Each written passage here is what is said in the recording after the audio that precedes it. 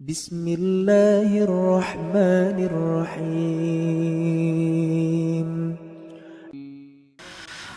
Allah Subhanahu wa ta'ala menuntut kita, memerintahkan kepada kita dengan berbagai macam perintah. Baik perintah itu sifatnya zahir atau perintah itu sifatnya batin. Banyak perintah Allah. Namun dari sekian banyaknya perintah Allah kepada kita itu, yang paling besar dituntut Allah kepada kita adalah agar kita bersifat dengan sifat ittirar. Wal ittirarul matlub an la yatawahham al-'abdu min nafsihi syai'an min al-hawli wal quwwah wa la yara li nafsihi sababan min al-asbab ya'tamidu 'alayhi wa la yara li ghiyathihi illa maulah wa la yara li najatihi min halakatihi ahadan siwa. Ittirar yang dituntut kepada kita itu adalah bahwa tidak menyangka seorang hamba daripada dirinya, apalagi meyakini. Tidak menyangka. Waham itu paling lemah perkiraan, paling lemah sangkaan itu waham. Kalau lebih kuat lagi zan. Zan itu sangkaan yang sudah kuat. Di atas zan lagi ada yakin. Nah, jadi artinya bahwasanya tidak menyangka, selemah-lemah sangka. Tidak menyangka seorang hamba daripada dirinya itu ada sesuatu keberdayaan dan kekuatan. Dan dia tidak melihat dirinya itu ada sebab yang dia bisa berpegang atas sebab itu. Dan dia tidak melihat untuk menolong dia itu kecuali Tuhannya. Dan dia tidak melihat bagi keselamatannya dari kebinasaannya akan seseorang selain Allah Subhanahu wa ta'ala. Nah, itu artinya ittirar. Ini yang sangat dituntut Allah kepada kita. Dari sekian banyak perintah, dari sekian banyak tuntutan Tuhan kepada kita, inilah tuntutan yang besar. Jangan sampai kita ada merasa sedikit juga pun bahwa kita ini punya daya dan upaya. Sedikit pun kita jangan ada merasa bahwa kita ada mempunyai sesuatu yang bisa kita pegang, yang bisa kita jadikan sandaran.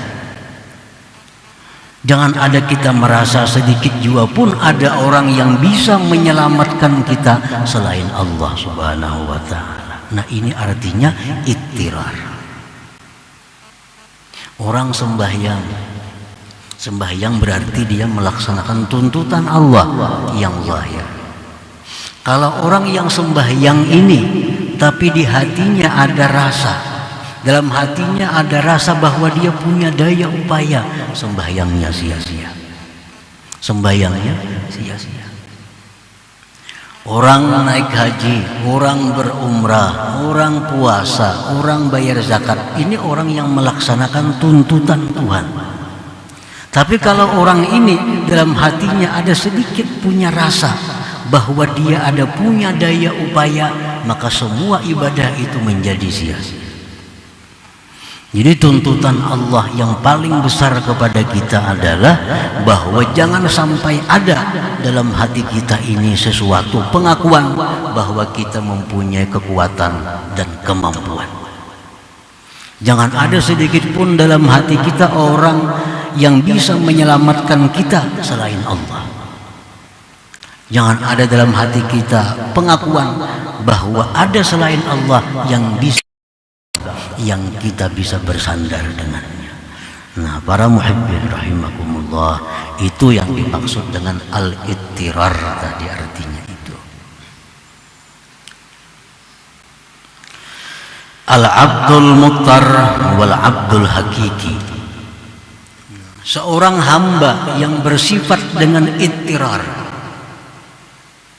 Ittirar ya yang tadi, yang tidak ada merasa daya, tidak ada merasa punya daya upaya, yang tidak ada merasa punya kekuatan sedikit pun. Nah, seorang hamba yang bersifat dengan sifat ittirar itu, itulah hamba Allah yang sebenarnya, itulah hamba yang hakiki.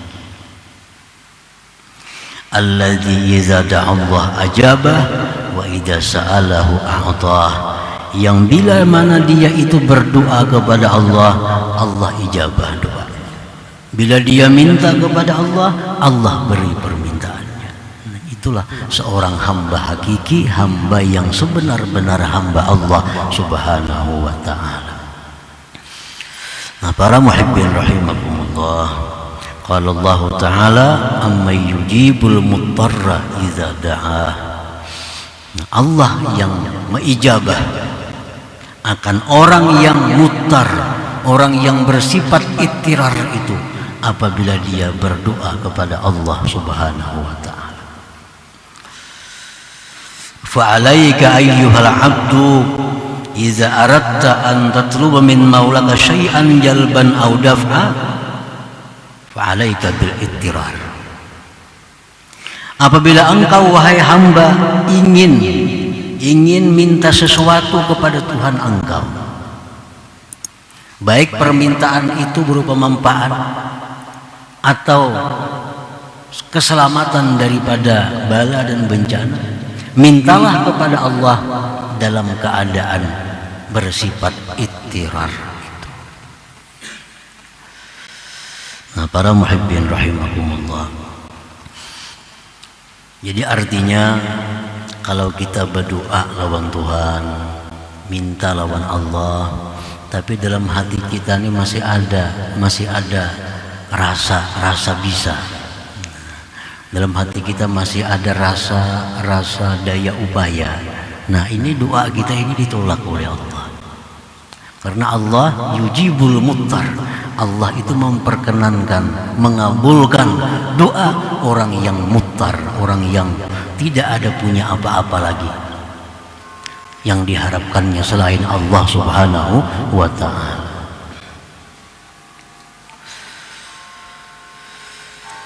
Para muhibbin rahimakumullah, al-ittirar akhassu awsafil ubudiyah.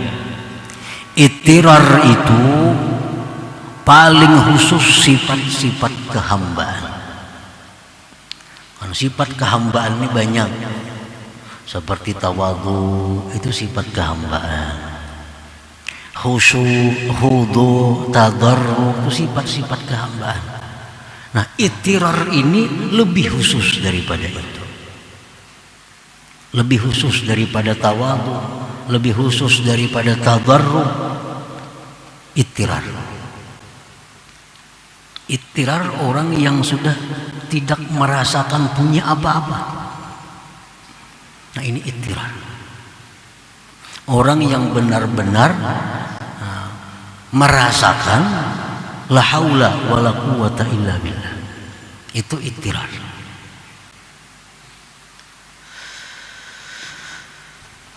Al-abdul muttar la yubali wa la yahzan ayyuqala lahu dha'ib zalil fakirun jahil mukhti li'annaha sifatuhul asliyatu dzatiyah.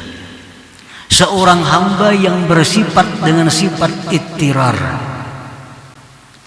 dia tidak peduli, dia tidak bersedih hati dikatakan orang dia lemah.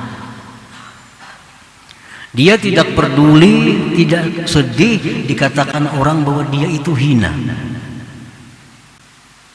Dia tidak peduli, dia tidak sedih dikatakan orang bahwa dia itu fakir, jahil, bodoh, mukhti, salah. Kada peduli. Kenapa orang yang bersifat ittirar ini tidak peduli, tidak sedih dikatakan orang yang demikian itu? Li'annaha sifatuhul asliyatu dzatiyah, karena itu semua merupakan sifat dirinya yang sebenarnya. Sifat diri yang sebenarnya. Kalau kita umpamanya berisi sepeda, contohnya kita beli sepeda kita ini buruk, sepeda kita buruk, ada yang memadahkan dengan kita. Sepeda ikam tuh buruk lah, nah, sariklah kita. Amun dasar bujuran buruk juga di maba. Nah, itu ampun kita. Kita punya pakaian cumpang camping, tambal situ tambal sini. Ada orang yang mengatakan kepada kita, pakaian engkau itu cumpang camping. Apakah kita sedih? Apakah kita kecewa? Apalagi marahkah kita? Memang punya kita yaitu. Nah, ini seorang hamba yang mutar itu dikatakan orang, "Engkau kada bisa ngarannya." Memang inya kada bisa. Memang kada bisa. Ikam salah, memang inya selalu salah. Itu sifat dirinya yang asli memang demikian.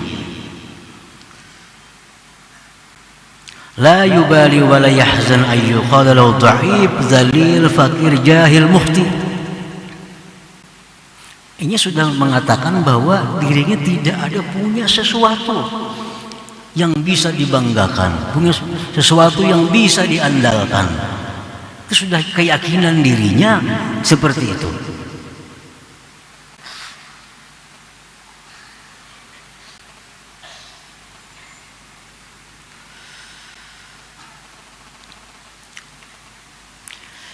وإذا قيل له قوي عزيز غني عالم شديد فوضها إلى الله تعالى لأنها من صفاته العالية ولا يفرح بها. Apabila dia dikatakan seorang hamba yang bersifat ittirar ini dikatakan engkau kuat, engkau mulia, engkau kaya, engkau alim, engkau benar, dia serahkan itu kepada Allah Subhanahu wa ta'ala, karena itu sifat Allah Subhanahu wa ta'ala. Kita kada bisa sepeda motor umpamanya, kita kada bisa sepeda motor, kada bisa kendaraan. Dipadakan orang baiknya kendaraan ikam itulah. Sukalah kita. Tentu hati kita menyerahkan, oh ini ampunnya si Pulan bin Pulan kendaraan ini. Oh baiknya pakaian yang ikam pakai itu bagusnya pada injaman nih. Injaman. Kena kamarian dibulikakan nih. Dipuji orang, oh bagusnya baju ikam. Tentu hati kita langsung bicara, ini ampun si Pulan bin Pulan. Nah, ini ampun minjam benar aja. Kalau sebulannya bajuku itu yang penuh dengan tambal sulam sana sini. Nah ini seorang hamba yang mutar. Nah begitu nyamannya hidup orang seperti ini. Begitu bahagianya hidup orang yang seperti ini. Orang yang benar-benar merasakan bahwa bagaimana yang punya dirinya, mana yang punya Allah Subhanahu wa ta'ala. Para muhibbin rahimakumullah. Wa idza aradta ayyuhal 'abdu burudal mawahib 'alaika kal 'ulum wal asrar wal ma'rifah wa ghairiha falazimiz zillah wal iqrar ila Allah wa janib awhamal quwwah wal 'izzah wal ananiyah.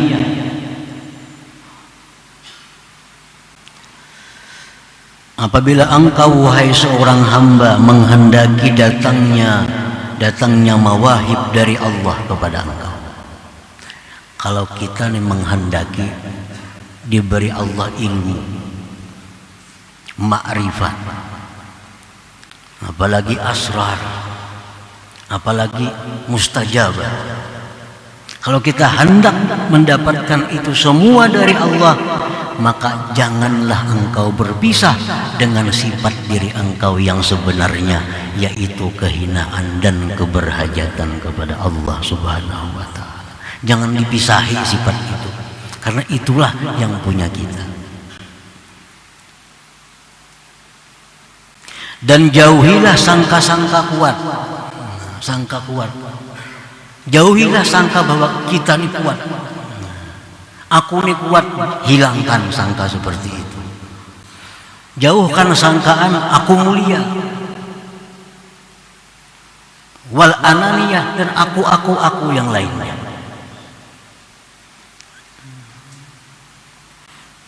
Nah, bila kita mampu menjauhi sangka, menyangka diri ini bisa, menyangka diri ini pintar, menyangka diri ini suci, nah, bila kita masih dipenuhi dengan sangkaan itu, kita akan bisa dapat ilmu dari Allah Subhanahu wa taala. Paling dapat ilmu dari kitab, paling dapat ilmu dari guru.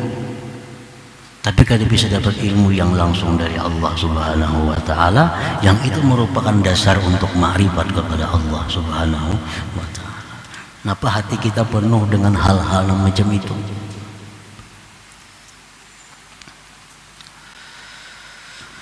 Qala Allah Ta'ala wa laqad nasarakumullahu bi Badrin wa antum adillah. Allah berfirman, Allah menolong kalian pada waktu perang Badar karena kamu pada waktu itu merasa hina. Perang Badar kita cuma 313 orang, ribuan musuh orang-orang kafir musyrikin. Tapi kenapa kita menang? Kenapa menang? Nah, karena yang 313 ini mereka merasakan bahwa tidak punya daya upaya menghadap orang kafir yang begitu kuat dan besar. Ini sudah runtuh. Senjata berapa biji, kuda ada berapa, lalu kehilangan seluruh yang dia miliki, merasa tidak ada lagi yang bisa menolong dalam perang ini selain daripada Allah. Nah, oleh karena mereka dalam perang Badar itu merasa kehinaan diri mereka, tidak ada punya sandaran kecuali Allah, Allah menangkan dalam perang Badar itu. Walaqad nasarakumullahu bi Badrin wa antum adillah.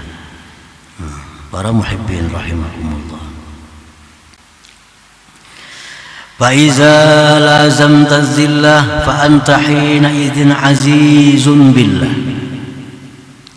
Apabila engkau melazimi, tidak memisahi kehinaan dirimu, maka pada waktu itu engkau sebenarnya orang yang mulia dengan Allah.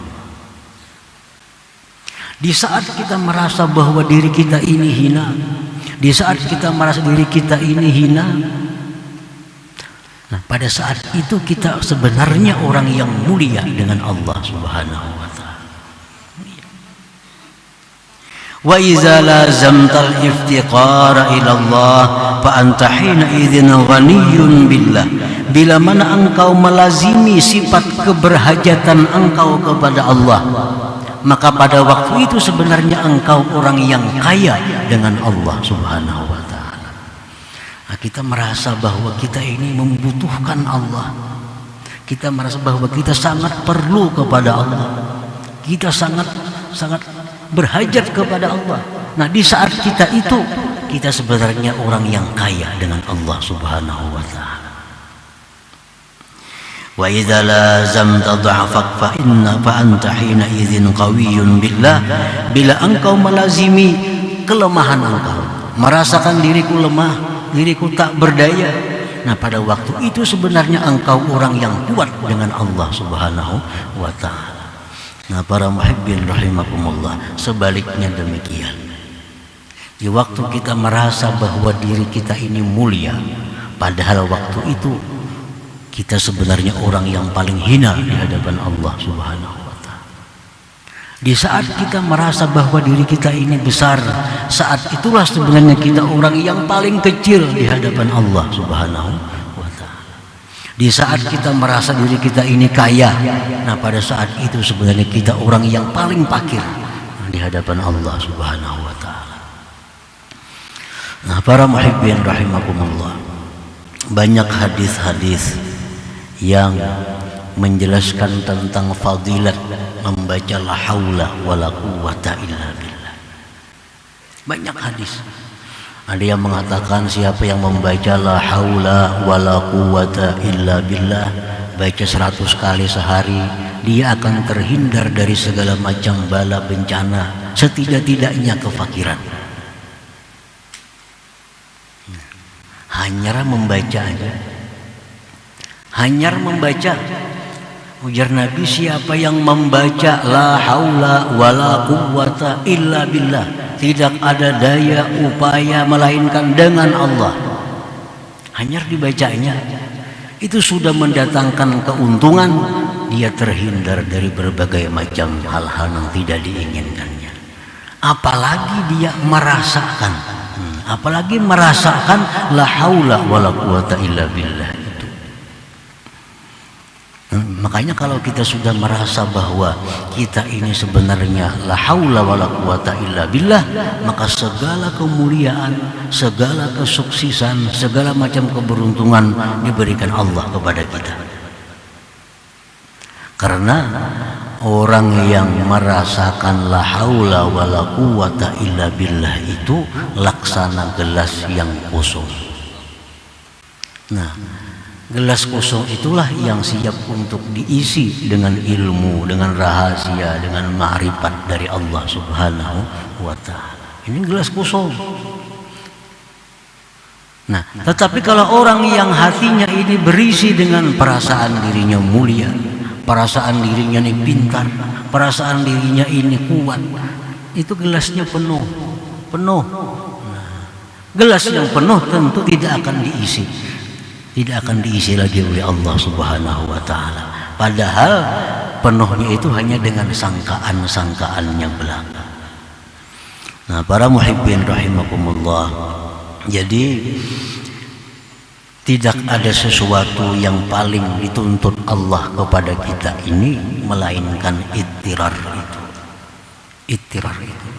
Jangan ada sedikit pun rasa alim, rasa kaya, rasa pintar. Kenapa? Itu ampun orang. Orang kada bisa kendaraan tadi. Nah, begitu memakai kendaraan di jima orang asa kayanya. Kena kamarian diambil orang tabulik pulang ke asa. Tabulik ke asa. Dan pasti kembali ke itu. Jadi tidak ada sesuatu yang dituntut kepada engkau yang lebih besar daripada bersifat ittirar itu. Dan tidak ada yang paling cepat mendatangkan ilmu, mendatangkan rahasia, mendatangkan ma'rifat. Tidak ada yang lebih cepat selain dengan bersifat dengan kehinaan dan keberhajatan kepada Allah Subhanahu wa ta'ala.